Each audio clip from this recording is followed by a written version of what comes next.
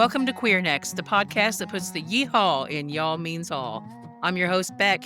And I am your host, Dash. Welcome to today's episode. Well, welcome to another special episode of Queernecks, everybody. Hey, y'all. Where we decided to review another movie because we had a lot of fun doing Muriel. I did anyway. Same. This one is one we chose because Beck has not seen it. And we asked y'all's input. A whole lot of you said you wanted us to do this one, Jennifer's Body. Would you consider this a queer film? Did this feel queer to you while you was watching it? You know, it did besides the kiss and the lead up and things like that, it did because like she subverted so many things, you know, in like she treated the boys like they were like a menstruating, like she had to consume their blood once a month, or she had to, you know, it was awesome. She was a monster, and that's amazing. Subversion is the perfect word for this movie. And so the people involved with it, they had that in mind.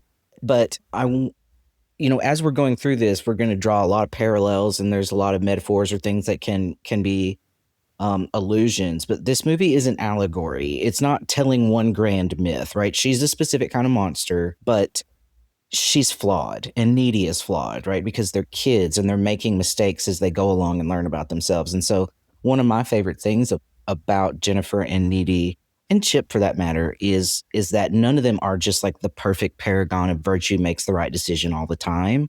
And it doesn't make us relate to them any less or cheer for them any less. Very similar to Muriel. Right. I agree with that.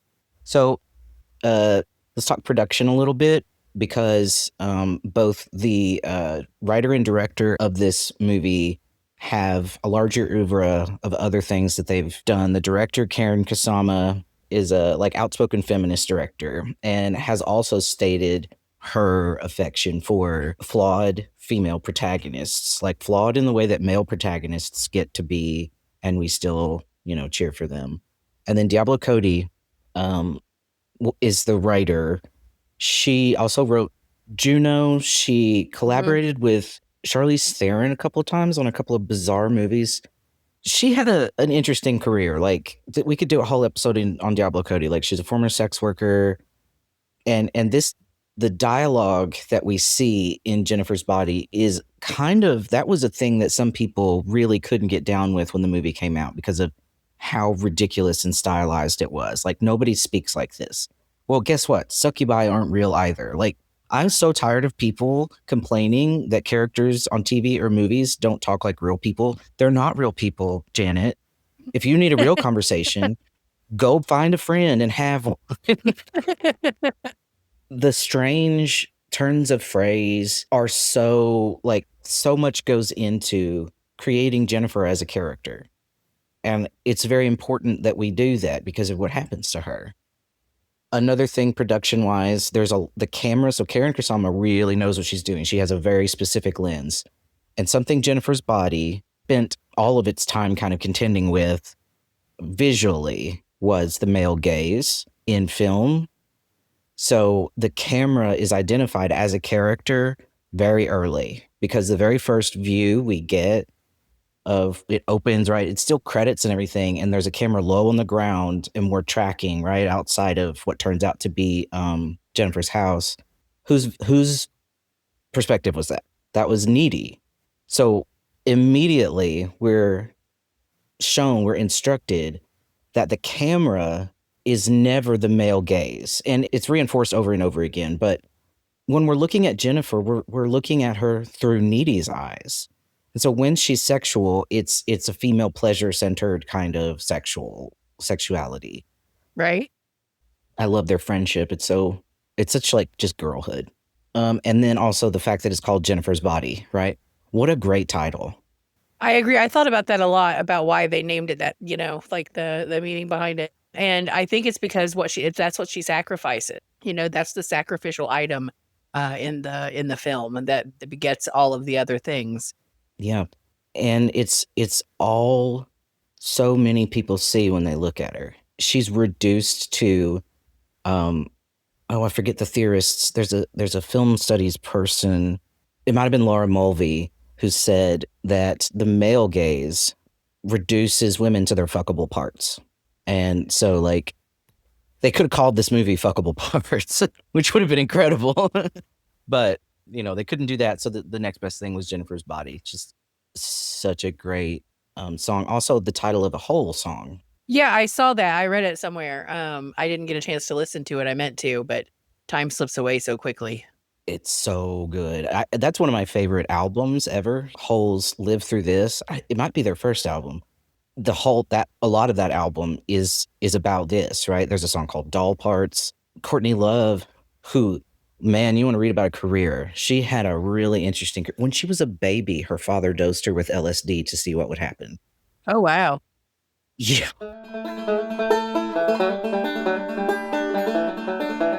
Okay, so now I guess we can, if we have more to say about the title, because I think there is a lot there, we'll just, jump in with it.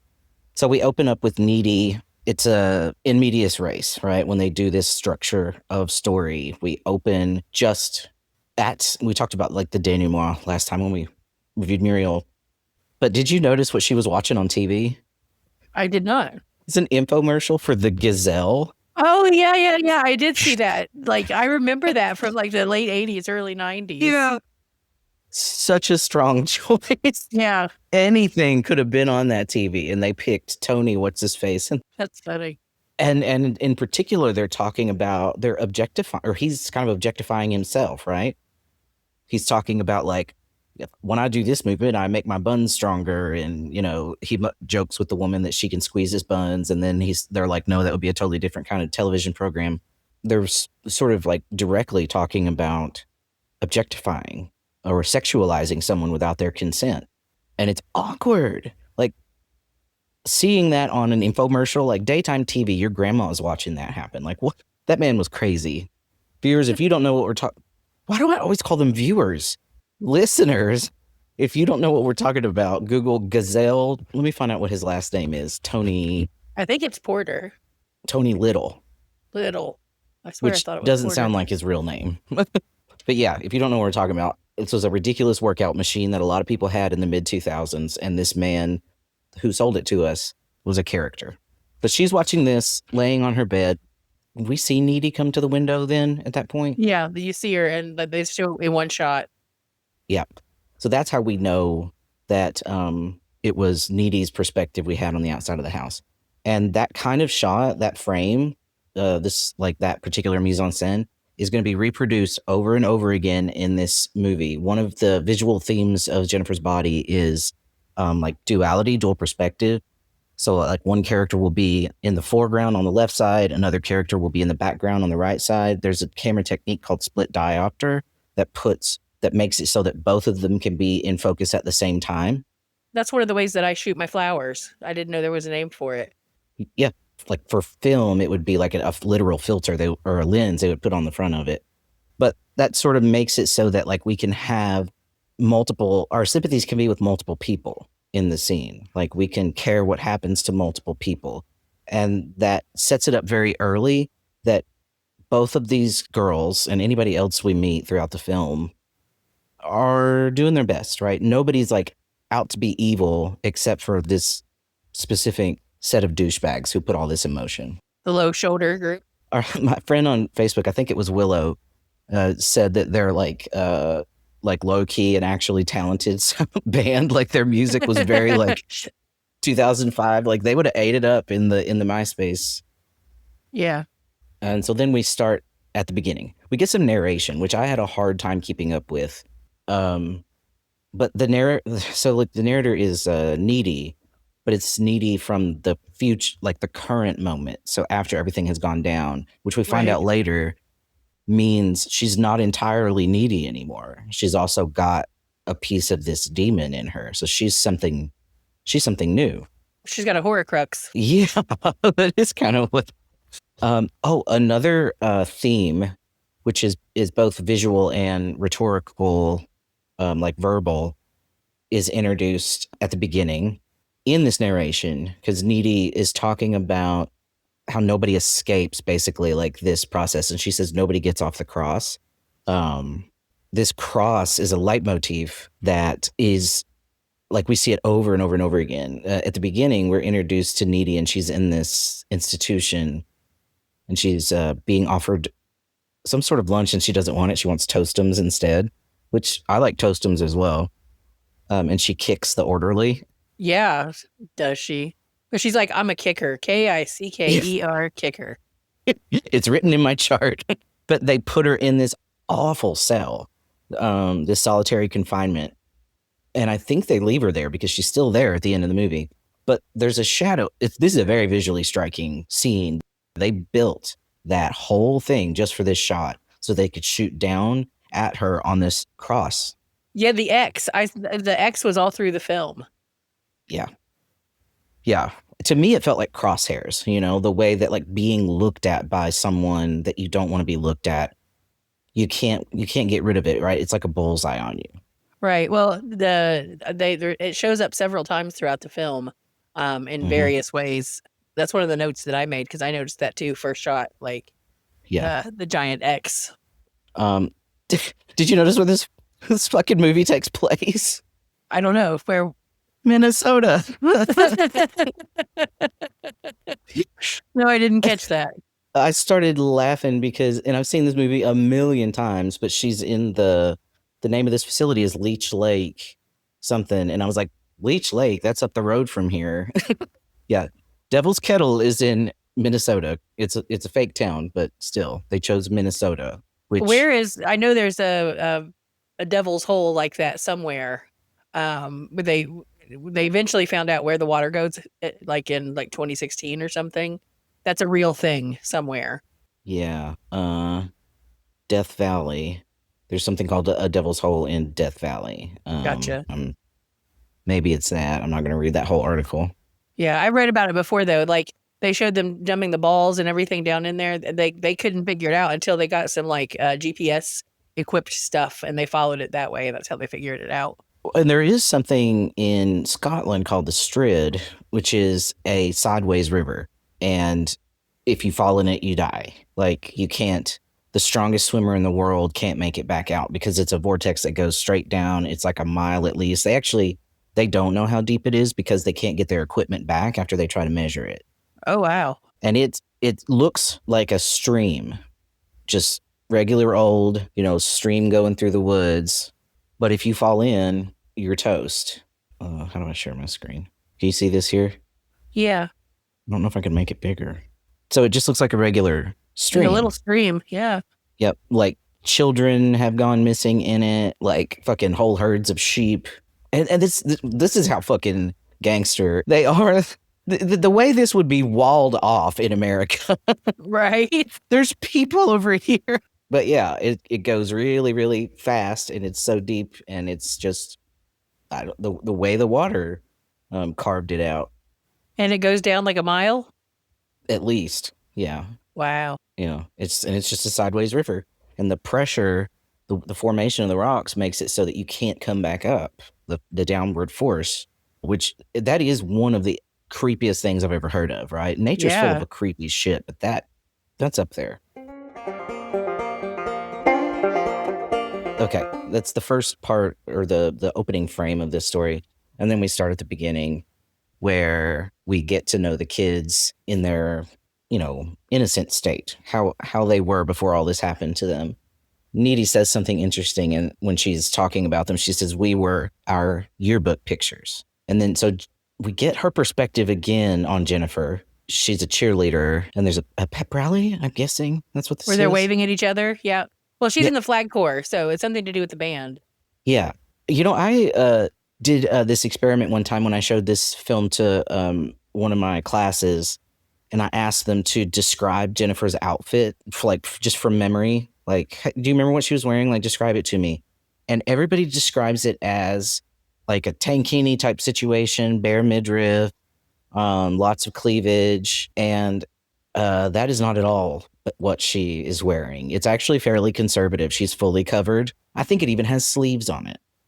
So like I realized that I did it one time. I was trying to remember it and I was Googling it. And if you look up like Halloween costumes, that's what they look like. So in our minds, we have undressed her. Oh, wow. That's interesting. But when we see that shot, it's like it's just Jennifer. There's background stuff happening, right? Cause it's the cheerleaders and the other Flag Corps people, but she's our focal point. And then we again learn that that's Needy's perspective. Right. And that girl's your lesbi bi. Lesbi gay, yeah. Lesbi gay. Which is the beginning of another trend in this movie where so many people have big feelings about Jennifer and Needy's friendship. Right. Did that ring true for you? Like, I never had friends. But you know, well, I don't know. Did that ring true to you of your high school days? My mom liked some of my friends and didn't like others. And especially the girl that I probably would say I had my first real crush on. Mom hated her with a passion. I think she realized what was going on because I was writing love poetry to my best friend, basically. You know, it was totally queer and 100% queer. But I had a lot of guy friends when I was in high school. There's a movie I watched recently. It's a strange Anna Kendrick movie about a kind of interpersonal violence called Alice Darling. And one of her friends is trying to intervention her and be like, you need to leave him or whatever. And her defense is like, you've never been in a serious romantic relationship. And her friend says like, that doesn't disqualify me from being able to see that you're being abused. And also there's a lot of different kinds of love. And right now I'm expressing one of them for you. And we're so quick to shame or try to delegitimize all forms of love that aren't sexual. I would consider that heteronormative, you know? Yeah. Because there is romance to friendship, you know? Like my best friend in the whole world, when her dog died, I sent her flowers. Like that's just the kind of thing you do, you know? And like her husband, the first thing he said was, I should have done that, huh? Yeah, you dumbass, you should have. But that's what she's got me for, so don't worry about it. Exactly. Right. Like in one breath, we'll say you can't be everything to somebody. And in the next, try to sequester that person from the people who could give them the rest of what they need. So there was homophobia in that, but there was something a bit larger too. Because it made Needy feel a certain way. Like she reacted, she defended herself and she defended Jennifer. And she was like, I can't remember what she said, but she did come back with something. Sandbox love never dies. That's what it was. Oh, I have that as one of my quotes that I wrote down. There's so many moments that like it's just perfect writing, right? It's like everybody knows what they mean by that. It's queer when it doesn't need to be, and I love that. Like the queerness was not really a plot point. It was just a fact of the situation. And I loved that. I love movies where gay people are in the movie and it's not about them coming out or not about them having trauma for being gay or whatever it is. You know, I like movies where gay people just exist as gay people, fully, you know, accepting themselves as queer. So after the pep rally or whatever it is, that was a pep rally, right? Why else would they be doing that? I think so. That's the only thing. When we talk about hegemony in my classes, I always use the jock and band member dichotomy to talk about how everybody knows the order of operations in those situations, and that's hegemony at work. And I think that's the only time we would have a gathering that big in the middle of the high school day. We don't do those kinds of pep rallies or events for the math team or for the, you know what I mean? Like we don't have quiz bowl pep rallies. So it was probably a pep rally for the football team or the basketball team or something like that. That's what I would assume. It's just so interesting that the movie didn't show us that. Right. Well, it's not of consequence. That's what the boys were doing. Yeah, exactly. It's a specific, subtle choice. We're like, no, I don't care about that story. We follow the girls. Were you in band at all? In middle school, I was. Well, when you go in my high school, when you were in the band, you had to go to the football games on Friday nights and perform at the halftime show. And I can tell you 99% of the people in the band were not there for the football game. That was not what we were interested in, right? So that kind of tracks they didn't care about the sport. They were there for the cheerleading or for the band or whatever. And we are too. Like as viewers, we're there because we care about Needy and Jennifer. So we follow the girls to their lockers or Needy's locker, and Jennifer we see them interact as themselves, like who they really are before the trauma happens to them. And it's kind of sweet because we've got Needy's narration over top of it, and then also watching them interact. It's like a nature documentary. Because she's like, nobody knows why Jennifer likes me. And I so vibed with this because this is how I felt being friends with Jade.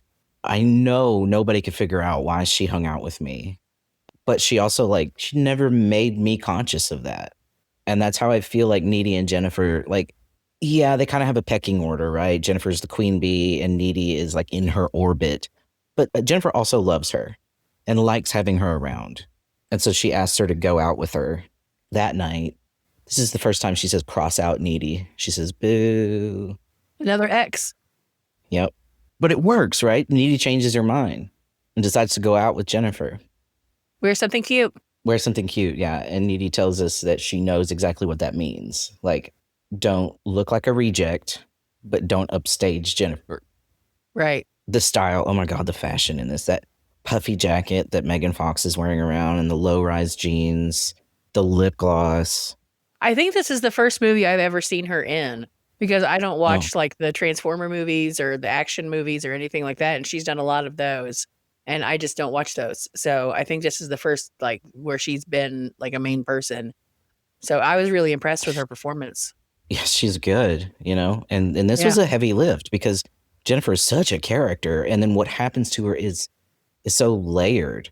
They go, and she was done wrong, right? Jennifer's this movie bombing is one of the things that happened to her career because we were just awful to women in the post 9/11 era, right? Same shit that happened to Brittany, same shit that happened to Lindsay, on and on and on.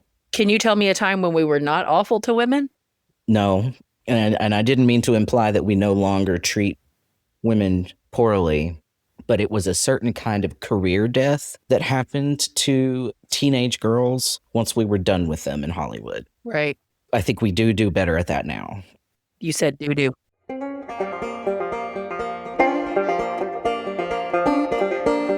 So yeah, the next chapter is the girls, they're going to Melody Lane, this incredible dive bar. I would spend every evening there.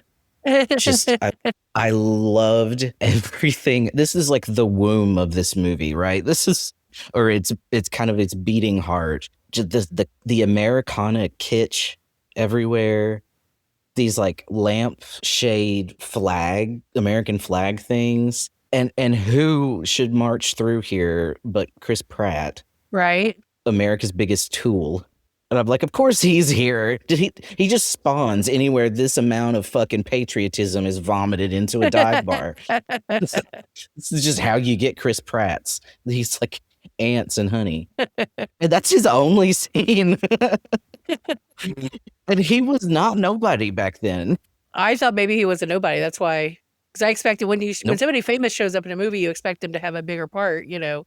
But didn't seem like a cameo to me. So it was. There were quite a few of them actually, but the other ones, well, some of them made more sense than others. But yeah, no, he was already skinny, so he was already Parks and Recreation had already been on for several seasons. He was already cast in Zero Dark 30 at this point, already doing that like super I Love America Christianity rebrand thing. Right. So I just thought that was so funny that was his one role, was to show up and be this douche, this wannabe cop. Right. And she just shames him. She does kind of sexually assault him though. Just a little bit though. Like, I mean, we find out that it's because they have been a couple. They are intimate with one another, but we didn't know that at the time. And so she touched him and he was like, don't do that here. And I was like, what just happened? I think that was kind of a metaphor though, because the whole movie is her grabbing the patriarchy by the balls, you know? Yeah, that's true. And no matter what happens, the power dynamic is never going to be reversed. You know, he's never going to be in danger from her. Right. In the way that she walked into her certain death, basically. I mean, whether Low Shoulder is there to do their weird ritual or not, like Needy and Jennifer are not safe going into places like that in a way that the Chris Pratts of the world would never even think about. Oh, yeah. One of the scariest parts of the whole movie is when you realize she's in a van alone with 5 men. Like, you know? And this is also where like the movie basically like the engine starts to turn. So they go to Melody Lane and they're kind of sort of pretending, playing at groupies to, they do like this band. Jennifer thinks they're hot. She loves their guy liner. She loves, their style. She likes that they're interesting. And they choose her for what we find out later is going to be this ritual. There's a whole discussion about virginity that takes place here that I found really interesting among these boys. Because the Adam Brody character, he was like, that's the one. We need to pick her. And the other guy's like, there's no way she's a virgin. And Adam Brody's like, no, like girls like her, like they're teases, basically. He's calling her a tease. He's like, they like signal that they're available and then they don't put out.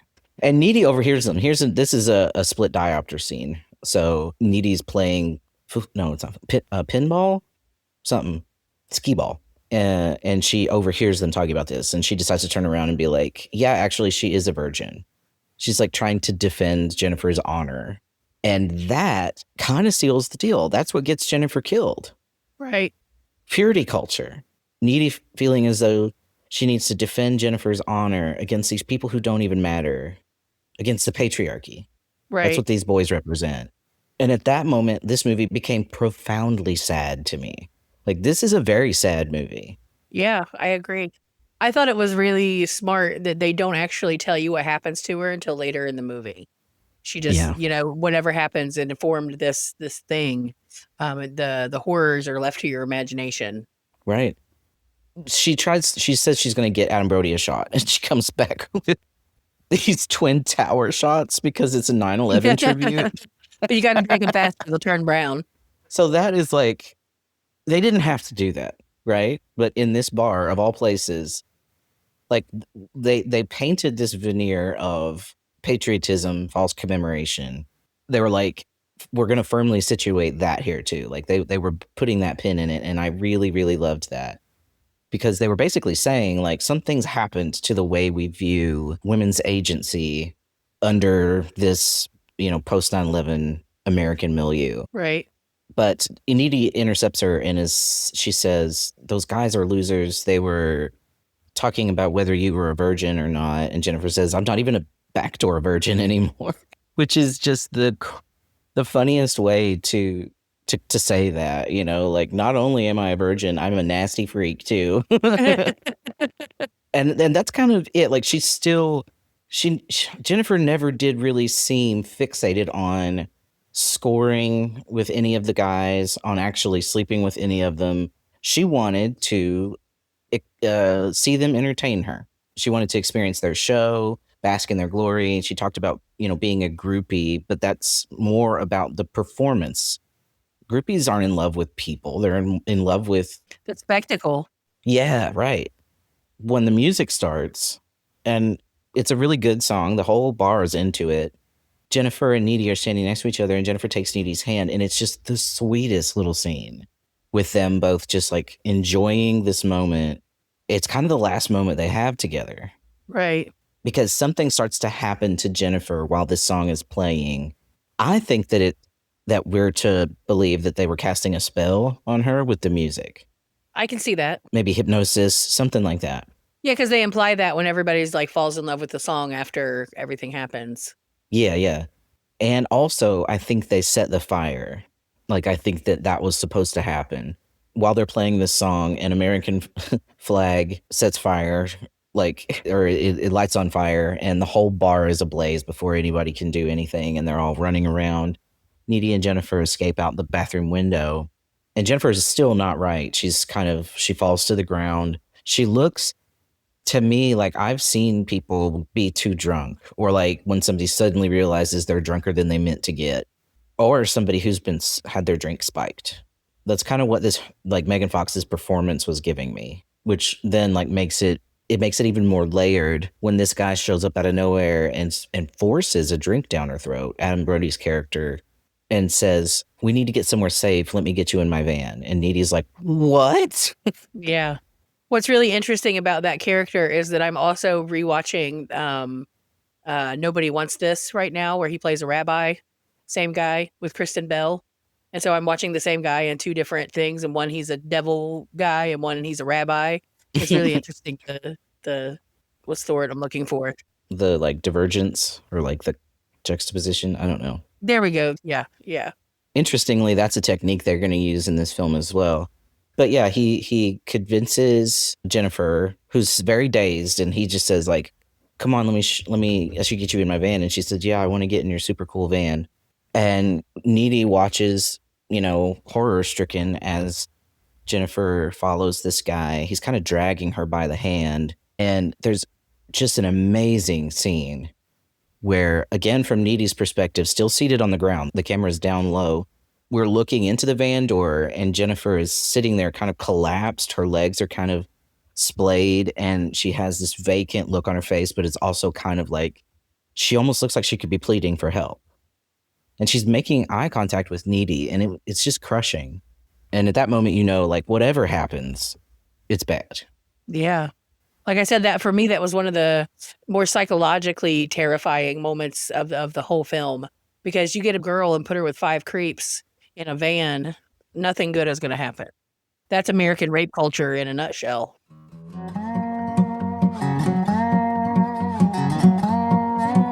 But so Needy, she goes home and she calls Chip. And at first I was like, oh, he's doing better than expected. Because he kind of pissed me off when Jennifer came to pick Needy up. Because he was doing the same thing the other person was. It's like, why are you always stealing my girlfriend? But when she called him and said, the place burnt down, people are dead, Jennifer's missing, he kind of like hopped to and started, expressing concern and doing a decent job until she said something about wanting to go look for Jennifer. And he said, like, who cares? And I was like, what? Who says that? Right. And then the Needy's doorbell rings and she's home alone. I loved this scene so much. Megan Fox's performance throughout this sequence where there's makeup. The makeup, they do a great job with special effects. It's a lot of practical effects actually in the scene, which is cool because in 2009, CGI wasn't that great yet. So they actually just had her on the floor devouring this chicken, and Needy's like, that was from Boston Market. You just find the most ridiculous shit to say sometimes when you don't know what's going on. Like, what am I looking at? And the scene where she like roars at her, she's hunched down in her high heels with chicken in her hands, and Needy like crouches down to be like, what's the matter with you? You're covered in blood. You're acting crazy. And she like roars at her. I laugh every time that happens. Partly because it is a little scary. Like, it actually did scare me the first time I saw it. I was like, good God. But also, like, it's just pretty little Megan Fox under there doing all of this. And I just love that. I love this whole movie for her. Clearly she had a great time. Yeah. Why didn't she go to her house? I don't know. Like, she didn't go home. She went to Needy's house. Well, there's definitely something about their connection. I mean, with the necklace and all that. Yeah, I thought about that too. Like, they're almost like sidekick for each other. Right. Remember this scene where Needy was like, Jennifer's here? And Chip was like, that's so weird. The girl that I was talking about that was probably my first big crush, I also had BFF necklaces with her. Yeah. And come to find out, that necklace actually was kind of magic. Yeah. In a way. But also, Jennifer, she's hungry. She needs to feed because she's come back as a succubus, a kind of demon. She could have fed on Needy, but she didn't, that's pretty cool. Like, there's something about like the idea that this person is a demon now, but the piece of her that still loves her best friend is strong enough to stop this. Because she asks her, like, are you scared? And Needy says, yeah. And that's what she needs. Like, she needs a person to be scared to eat them, to feed off of them. So instead she goes, and we find out much later, she feeds on Ahmed, who she finds just randomly walking home. So the next day, we're just at school with them, and Jennifer shows up looking gorgeous. Like, not just gorgeous because she already was, but like the way they have done her makeup, they've like put extra lip gloss on. They've got a filter on, like, her to smooth her skin out. And she's got a lot of cleavage showing. And everyone around her is in gray and black. So she stands out. Oh, that's a good point. Yeah. She stands out from or she sucks up the color from around her, one or the other. And she's always touching herself. She's always touching her hair or she's fiddling with her hair. She's constantly like doing something to draw attention to herself.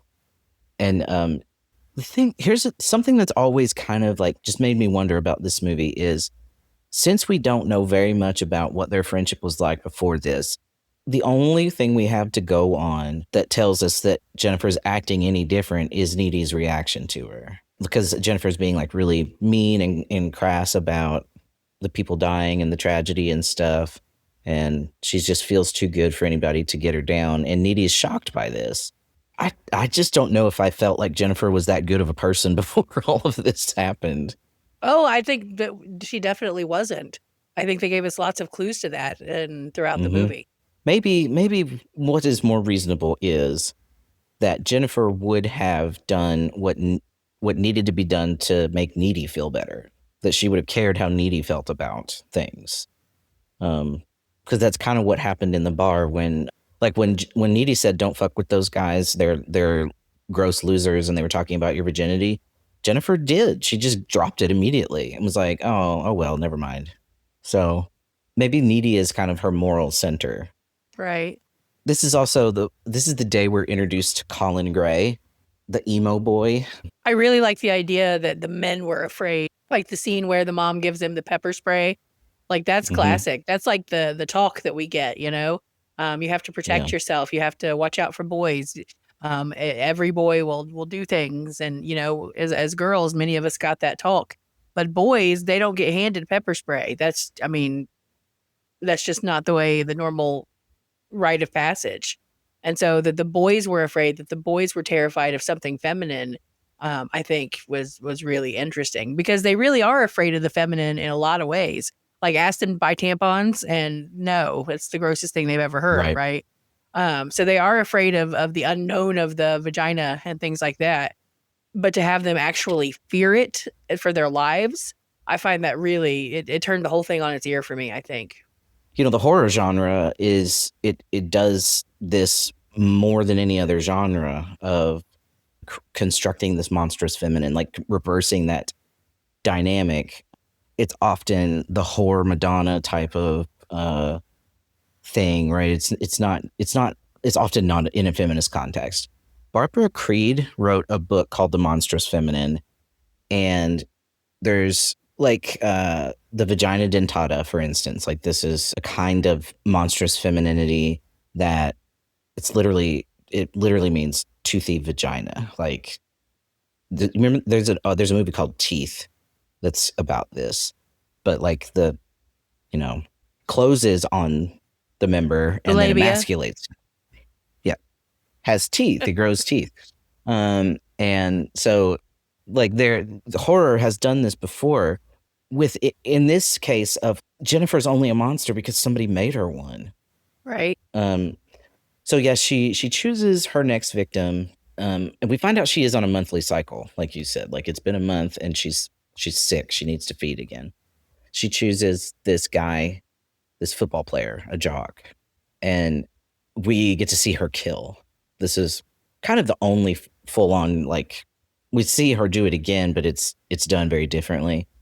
So she's seducing this guy, and it's very weird because she's also kind of messing with him. Like he's crying, he's upset, grieving his friend, and she's like getting him all worked up. But then she's like, "Do you miss your friend? Do you miss Craig?" She can't have him get happy. She needs him to be sad, or she can't feed on him.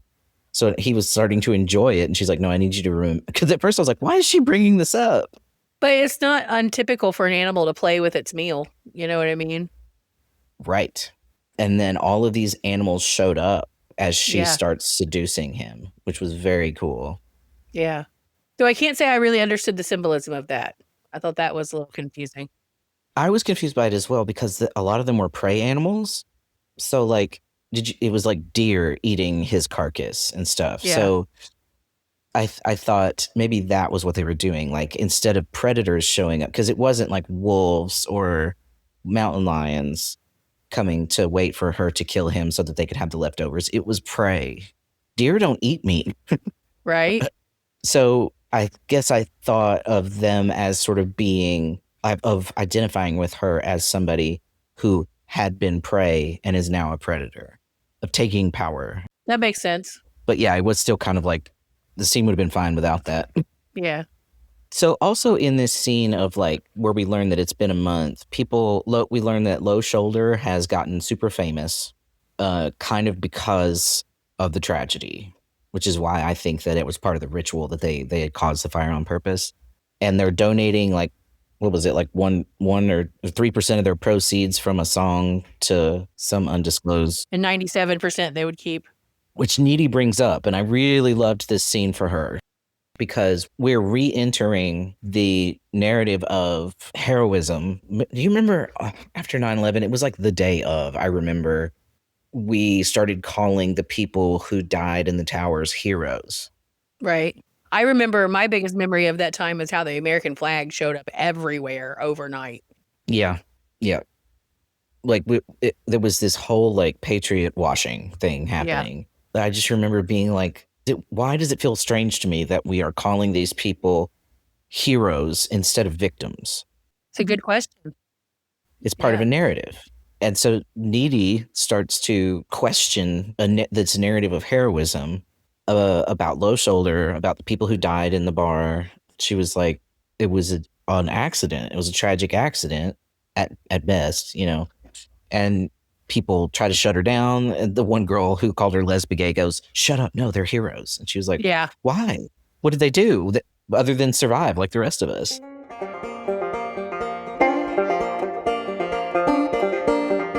I do think it was interesting to make the choice of that mean girl, the one that said the lesbian and what you're talking about. They made her a woman of color, which flips it's usually white women that are. What do you think that does? I think again it flips the role on its side, right? Because it's not what we would expect. When we think about the hegemony of high school, often it's the white kids who are in power there. And the white, like Mean Girls was all white girls. You know what I mean? Like when you think of the Mean Girl, and that's with Jennifer, there's even a scene on the phone where it's a little bit of a callback to the Gretchen from Mean Girls, you know? So she's clearly who the Mean Girl is. And so to have this random, who you would usually assume to be a nice girl, the nice young Indian girl, right? That's the stereotype. She's the mean girl. And I think that's just another way to flip things on the side. She's also a mouthpiece of hegemony. Right. So this is when like Needy and Chip go and have their sex scene, which is, it's sweet. What's most interesting about this is the way it's edited, because Needy and Chip have their very much a teenage sex scene, right? They're under the sheets, for God's sakes, right? This is not male gaze. They're communicating very much like the way you do when you're first with somebody, when you're first intimate with somebody, whatever your age is. But it's intercut with Jennifer's hunting Colin Gray, which I can think of one reason why they did that, which is to reinforce the connection that Needy and Jennifer have.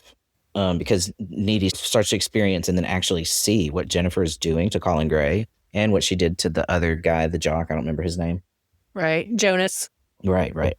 She sees blood dripping from the ceiling. There's something in there to do with like innocence. Jennifer, there was a line that made me laugh when Jennifer first starts kissing Colin and she drops his pants and she says, "Nice hardware, Ace." Yeah. You know, that's one of the comments that I had. The humor is very important. It really keeps you interested. I think that the humor was a character all in its own. Yeah. I thought it was funny in places. That's because this is not my genre. You know, there was the throwing up and all that kind of stuff was a bit much. But I enjoyed the movie overall, right? And I got the point that it was trying to make, I think, and that it was not gratuitous violence. That was actually had a message there, you know.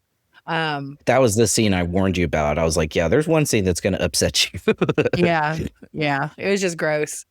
This thing it's not my thing. So the fact that they used humor in it really made it more comfortable for me to watch. So I appreciated that. And that's very Diablo Cody. And I think that it works better here than it did in Juno.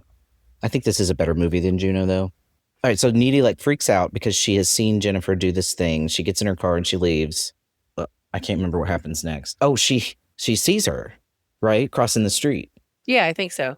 Yeah. And Jennifer, she looks horrible. She's covered in blood. She jumps on her car and breaks the windshield. And then Needy speeds off. Is this when she comes home and Jennifer's in her bed? I honestly don't know. I think so. I think that this Needy finally gets home from this. Yeah, it is, because Jennifer talks about being full because she just ate Colin. So yeah, Needy, she gets home. She's tired, right? She crawls into her bed, or she sits on the couch and falls asleep for a while, and then wakes up and goes to her room, and Jennifer's in her bed, and she looks all healthy and happy and vibrant again. And this is when they make out a little bit. Didn't seem like the first time. Right. I'm pretty sure that they said that it was not. And Jennifer's kind of, I was experiencing this as kind of like her almost asking for help, because she is in deep, right? And the only person she trusts is Needy, but Needy can't save her from this. I still found myself being really sort of like hurt and frustrated with Needy for not, I don't know, for not taking Jennifer's side, I guess. And Needy isn't spared from this. So maybe that's what she gets, in a way. She was kind of hurt by it as well. So, and Jennifer like tells her the full truth, and she shows her. She stabs herself with a what looked like a chopstick or something, and she heals, and she flat out explains what she is. And then Needy's like, get out, basically. Did you notice that there were no fathers in this movie? Not until you just said that. All of these people, we see like 3 or 4 different parents, and it's all mothers. We never see a father. I'm sure that's an intentional choice.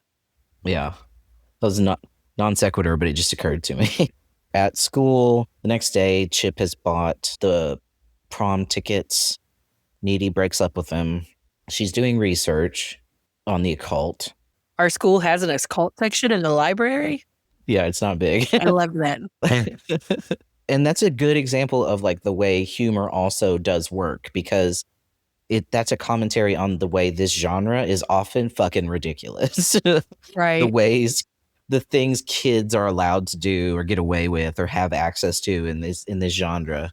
Or, it is silly sometimes, but this is how we learn what Jennifer is, in case we didn't already know. Like if you are a student of monsters, you knew she was a succubus already, but the characters needed to learn it. And we also get some mechanics, right? Well, we learn how it's made and how to kill it.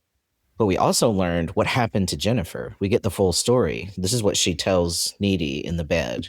I think that's why I was frustrated with Needy, because she didn't like comfort her friend after finding out that this horrible thing happened to her. Right. I mean, that was one of those imperfections that Needy is allowed to have as a fully fledged character. And it's also one of those like complex wrinkles of rape culture. The way that victims or disempowered people can be pitted against one another or put in position to disavow one another. I actually was thinking just this morning on my walk about that ridiculous Amber Heard Johnny Depp trial. Mm-hmm. Do you remember that? Yeah, my nephew was obsessed with it. They were obsessed with it at my work. Yeah. And then to look back on it now and to look at to see the fuller picture of what actually happened to her, and the way that we all just hated her, mocked her, raked her over the coals. It's kind of sickening to look back at the ways that we could just gleefully participate in those things sometimes. Right. Even, it may also be because we have to. We are compelled to. Again, it's a spectacle. Mm-hmm. Right. And if it's happening to someone else for a brief moment, maybe it's not happening to you. So Needy tries to tell Chip what she's learned about Jennifer's affliction. And he's like, you need help. I'm worried about you, which fair, Right. Good for him for saying it. You're supposed to say it. If you're worried about somebody, you need to tell them. I thought Chip was a good egg. There's no such thing as some Hannibal Lecter who only eats the evil. Dexter only kills serial killers or whatever. No, she's a demon. She's a succubus. She has to feed. She's an unstoppable force. Eventually she's going to run out of people that she can make a moral argument for why they deserve to die, which is another kind of interesting way to complicate this purity / rape culture / patriarchy type thing. Like the scene where she says, like, I'm not killing people, I'm killing boys. That's not the feminist serve. And we hear that all the time, right? Yeah. But the thing about it, when we talk about misandry, which would be the word that we would call this, The fact that women supposedly hate men and things like that. We compare it to the hate that men have for women, as if women are out here sexualizing young men and raping them and killing them and having child porn of them and things like that. Women don't do that to men. Men do Mhm. that to women. So no matter how much women say we hate men, I don't think it will ever compare to the actual hatred shown towards women by men. And that is driven home by the fact that Jennifer is showing us what this would actually need to look like in order to be remotely comparable to misogyny. Right. Like, as a device, this demonic, this whole thing, think about all the things that had to slot into place in this made up world. This is a fictional place, and it still had to be a waxing moon on a like geologic feature that nobody understands, and a woman they thought was a virgin that it wasn't actually a virgin, that they only thought was a virgin because her friend overheard them saying that and lied to them. Like, even in this fictional universe, the odds are so low that the stakes rise for boys to the level that they are comparable to what women risk. Right. That was really convoluted. I got where you're going.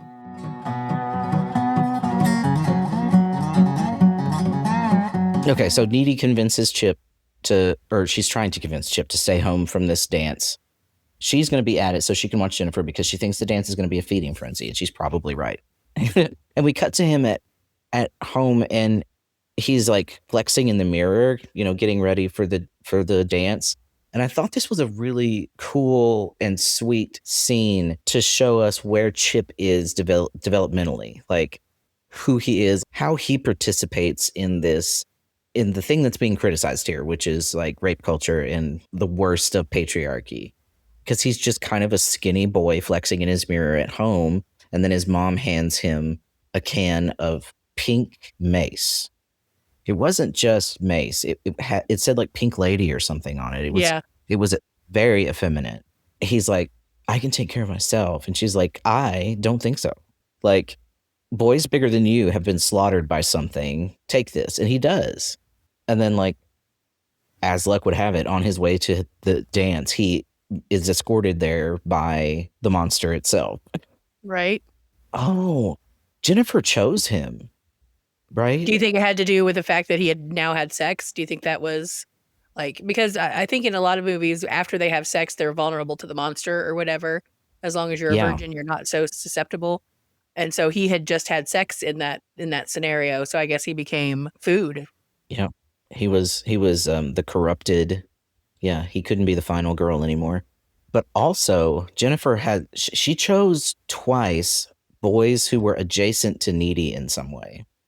Right? Because she rejected Colin Gray because he asked her out, and she didn't feel well, and she was just like, no, thank you. But Needy was like, hey, he's a really nice guy. I kind of like him, yada, yada. And so Jennifer goes, oh, Colin. I think that Jennifer, some of what she's acting out, it still stays centered on Needy in some way, or like related to Needy in some way. Needy's dress was incredible. This like fuchsia pink thing that her mom is played by Amy Sedaris, which I loved. I'm a big fan of Amy Sedaris. Right. Did you watch Strangers with Candy? I saw a few episodes, but that's as far as I ever made it. It's a weird show. Yeah. But she is actually David Sedaris's brother or sister. I didn't know that. Yeah. But yeah, her mom fixes her up in this ridiculous dress, and Needy doesn't say anything about it. She appears to be fine with this horrendous dress. She's at the dance, and it's Low Shoulder playing there again because they're come to. I actually don't know why. I think they were just there to bask in the glory. And Jennifer or Needy, she touches her lips, and she seems to be able to sense that Jennifer and Chip are kissing at that moment. How did she find them? I don't know. It was in the script. Right. I also don't know where this place they went to is, because it was like a swimming pool house, but it was like full of vines and trees, and it was all in disrepair. There was graffiti in it that said hopeless. Hopeless. Yeah, I saw that. I loved it. That was kind of a callback because what she told Colin was, I need you hopeless, I need you frightened. And that, like, one that kind of makes you think like that's how she felt when they killed her. But it is also like how the monster works. Right. But yeah, through whatever mechanic, Needy finds them and goes in, and they're in the water. Jennifer and Chip. He tried to decline her, like he tried to say no, that it didn't feel right. So she took it by force. Right. And Needy comes in, and Jennifer's like chewing on his neck, and it's a really gruesome scene when she turns around and her jaw is all big. And that's a practical effect too. I loved that it wasn't CGI. And then they just have this pretty badass fight. There's some banter here that is pretty ridiculous, but fun, between Needy and Jennifer as they fight. Is that where she says, I go both ways? Mm-hmm. Yeah, because Needy was like, you only feed on boys. And Jennifer's like, nope, I go both ways. And she wasn't lying. A succubus, they don't have an orientation, right? It doesn't matter. Then Chip actually kills her. Well, it doesn't kill her, but Chip... with the pool net? Yeah, stabs her through the stomach with the pool net.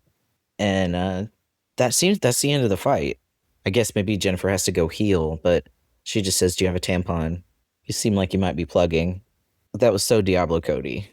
What do you think would have been different if Chip hadn't been there? If this showdown was just between the two of them? I'm just wondering why he was there, or why he had a part to play in it. Kind of a bystander thing. Right, but patriarchy is always going to be part of the picture, no matter how you try to get it out, no matter how you fight it, no matter what it comes down to, patriarchy is always going to be part of the equation. So I think that's why he had to be there. And he was half dead, and he still had more power than the both of them. Yeah. Yeah, that's a good point. And they get to have their moment, he apologizes for not believing her, which I thought was pretty powerful. And then he dies. And poor Needy is very sad about this. And I was sad too. Like, really, all of these kids get fucked. Like, nobody, I mean, maybe the rest of the Devil's Kettle is okay, but these three are, the rest of their lives are either over or just really, really hard. But the fight's not over between Jennifer and Needy, because this is where we go back to where we started the movie. Needy is outside Jennifer's room and leaps through the window with a box cutter, which was such a specific choice, and they have this fight. Isn't it because it was stainless steel? That's what I thought. Most blades and box cutters, and they said it had to be steel, go through her heart or something like that to kill it. Yeah, it was probably the only way she could get the right material. Yeah. She said, do you know what this is for? It's for cutting boxes or something. But to call her a box is also metaphorical, It is. And it's, so yonic symbolism is a big part of like horror tropes and things. Like, so like we have phallic symbolism, which is where something represents or resembles a penis or a phallus. And then there's the yonic symbol, YONIC, which is when something resembles or stands in for a vagina. So Georgia O'Keeffe, basically. Yeah. I really recommend all the feminist horror scholars. If any of this is like, if listeners, if y'all don't know, haven't heard any of this before, Laura Mulvey, Barbara Creed, those folks have written extensively about gender and horror. And it's just one of the most interesting genres to apply a feminist lens. But yeah, they have a fight, and this fight is more intimate. It's very intimate and emotional because there's no intrusion there. It's just between the two of them. They're on a bed. They're kind of levitating. They're intertwined, right? They're kind of embracing. It's very sexual. Mm-hmm. Yeah, I agree. And the performance of the two, like the roles have kind of switched. Needy is the monster now. Needy is unhinged and out for revenge. And Jennifer feels vulnerable and almost like she kind of welcomes it. Well, she's full. Right. She could have easily won this fight. Yeah. Jennifer chose to die. Or maybe it's just that Needy was always going to be the only thing that could actually take her out. Needy was the only thing that could like pierce her, like break that spell. Right. So she pulls the BFF necklace off and then stabs her with this box cutter. Jennifer's mother comes in, which is very interesting. Yeah. This is the only time we've seen her mother. And it kind of reinforces this, like, we haven't seen Jennifer as a child. Throughout this whole movie, she's been something else, right? She's been an object. She's been a body. She's been a monster. She's been vengeance. She's been victim. And now she's just a baby, and she's just this mother's child. It was really sad. It was really affecting.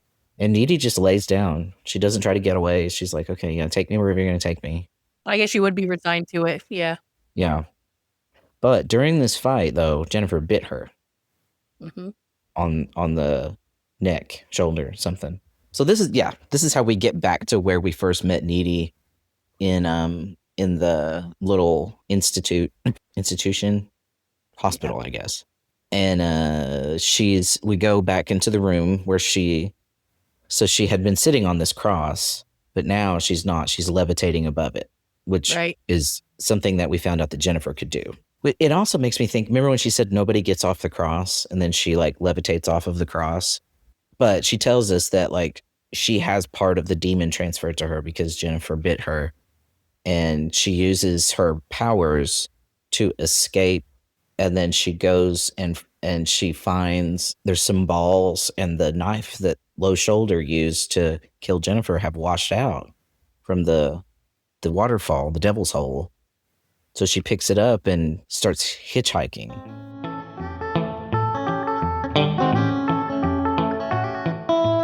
Did you know who that actor was that picked her up? That's Lance Henriksen. This is another random cameo. I don't know who that is. Big name in the horror field. If you, for instance, he was in he was in Aliens. He played the android in Aliens. And so he just randomly picks her up at the end of this movie. And they have a kind of a strange conversation about she's essentially going to get revenge on Low Shoulder for what they did. And she does it in horrifying fashion. She gets into their hotel room and just mutilates all of them. And this is the credits. Like, we just do the credits over their mauled bodies. So cool. Yeah, I thought that was interesting. It was like crime scene photos of body parts. Like, we're going to talk about body now? Okay. Like, I'm going to cut you into pieces. I'm going to destroy you so utterly that you are no longer recognizable as the person you once were. Now you are just body parts. And this is where the whole song is playing. Gotcha. Yeah, phenomenal movie. No notes. Love it. I really enjoyed it too. I thought that Megan Fox did a great job. Like, I can't imagine anybody else had done that part. Like, it was written for her or something, you know? Yeah. Like, she was great in it. And I thought that it was a really fun take on horror. It made me, the non-horror fan, really enjoy it. So that's, really cool. I felt like there was a great message behind it. The feminist grab your balls where you can and fuck them up, girl power, man. Yeah. And what an interesting way to demonstrate what's actually at stake sometimes. How great the stakes are for people who don't have social privileges or as much power or safety in society as others might. And these dudes, like, even though they were the ones who did this to her, they're not shown to be particularly strong or smart or anything like that. Like, they just happen to have the force, right? They have numbers and strength on their side. Yep. That's all you need. Yeah. Well, that's a really long time to talk about a movie, but that's okay. So we do have a sponsor for this week, but it's a special sponsor in honor of reviewing the film Jennifer's Body. This episode of Queernecks is brought to you by the year 2009, a time when everything was layered, mislabeled, and burning bright at both ends. 2009 was skinny jeans and side bangs. It was low-rise despair and high-volume confidence. At first watch, we didn't have the language yet for why things like Jennifer's Body felt important, dangerous, and misunderstood. Why it felt like it was trying to tell us something we weren't ready to hear. We missed things, we misunderstood people, we laughed at the wrong moments, and took the wrong lessons home. But 2009 wasn't malicious or angry, it was just a little bit early. It was learning in public, queerness in beta testing. Thankfully, before our digital footprint wore the concrete shoes it does today. We said things we wouldn't say now, we made jokes that didn't age well, we confused cruelty for wit and irony for safety. We didn't always protect each other the way we should have, and still, somehow, we survived the MySpace angles, the pop-up ads, the casual misogyny, and the belief that being unbothered was the same as being healed. Looking back, 2009 feels like a ghost we finally understand. One we can thank without wanting to relive. It taught us that taste evolves, empathy deepens, and hindsight is a gift if you actually use it. So hey, 2009, we see you now. You were trying to figure things out with limited tools and a lot of noise. You wrapped everything in irony because sincerity felt dangerous. You didn't always know how to say this hurts or this matters, so you said something else instead. We didn't have the language yet, but we had the feeling, and that counts for something. So in honor of revisiting Jennifer's Body, we're raising a warm, flat energy drink to 2009 to promise that in 2026 we'll do at least one thing a little bit better. Maybe listen longer, speak softer, protect someone younger, or forgive ourselves for not knowing then what we know now. You handed us something strange and sharp and said you'll understand later, and so we did. At the dawn of 2026, we cheers to the year 2009. You did your best. Maybe we'll do better. I love it. 2009 was a rough year. I was in my second year of undergrad in 2009. I was living in Hamilton, Ohio. Oh, well, let's see. It was 2 years after my brother died. Yeah, David died in 2008. Actually, he died in Operation Enduring Freedom, which they mention in Jennifer's Body. They had all these euphemisms for the fact that they couldn't ever end that damn war. So it was like continuing freedom, enduring freedom. They had like 2 or 3 afterlives of that second Iraq war. But also in 2009, that's when Vanessa got married, and that's when I finally finished my undergrad. Yeah. I finished in 2011 and then started grad school in 2013. Well, I'm glad you liked it. Yeah, I really so much enjoyed it. When I went to get my hair cut, I told the girl, I've been seeing her for years now, and she's alternative, she's queer, she's really cool. And I told her I was getting ready to watch it, and she like messaged me that night and was like, "What did you think?" She was so excited that I was getting to watch it. So yeah, I mean, we did this movie wrong when it came out, but I just don't think we were ready for it. Yeah. Yes, I would rewatch that. So that was good. Somebody told me that there's a spiritual successor or sequel to Jennifer's Body in Lisa Frankenstein. They said that it was in the same universe. Okay. We need suggestions for the next movie to do too from our listeners. Yeah. I mean, is this fun for y'all? We're having a great time, but that's really all that matters. Right. If we have fun, they come along for the ride. I enjoy it. I love movies, or, if there's a little mini series TV show, whatever. Nothing more than like 8 episodes. I'm not committing to. Yeah. But yeah, what else would be fun for us to dissect as what our respective knowledge is? But, next time we'll just be having a regular old episode, as far as I know. This is our first episode of 2026. Yes. Happy New Year to everybody. Happy New Year. Do you make resolutions? I don't. No, I don't. I didn't really do anything except watch the movies and work on syllabus. That's all I do every winter. Yeah. Setting up online classes is so much work. It's ridiculous. It's the worst. Yeah. I've got 3 face-to-face and 2 online this coming semester. So peace be with you. Yeah. I'll get it done. And I'm writing a dissertation. So yep. Slowly but surely. You'll have us to vent to anytime you need to. Okay. I'll take you up on that. Stories about the stupid things that happen. Well, thanks for hanging out with us for another week, everybody. Hope you enjoyed listening to us try to remember what Jennifer's Body was about. Listen, we're old and we have ADHD. If we missed a plot point, you let us know if you feel like you need to, but there's nothing we can do about it now. And yeah, if you know somebody who doesn't listen to us but loves Jennifer's Body, see if they're interested in our take on it. And as always, if you want to tell us something interesting, email us at mailbag@queernecks.com. Okay. mailbag@queernecks.com. And hang out with us on Facebook. A lot of people actually interact with us on the Facebook. I turn notifications off on Threads because Threads is depressing. It's kind of triggering. So I've never used Threads, so it's like the meta Twitter, basically. It's meta Twitter. Got ya. Well, that's it for us this week. We'll see you next week. Happy New Year, and say hi to your mom and them. Bye.